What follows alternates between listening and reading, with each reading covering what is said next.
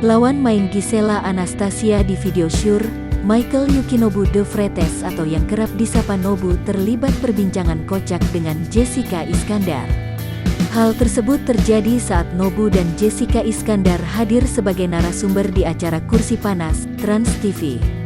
Mulanya pembawa acara Kursi Panas, Rian Ibram bertanya soal niatan Jessica Iskandar dan Nobu untuk membuat sebuah proyek bersama.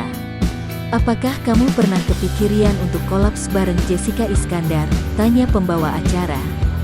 Jessica Iskandar kemudian mengatakan jika memang akan kolaps bersama semisal membuat video, ia ingin durasinya di atas 19 detik. Mendengar pernyataan Jessica Iskandar, Nobu langsung tersenyum tersipu malu. "Bikin video? Oke, kita harus di atas 19 detik, imbuhnya." Jessica Iskandar mengungkapkan, dirinya ingin membuat video dengan durasi 15 menit bersama Nobu.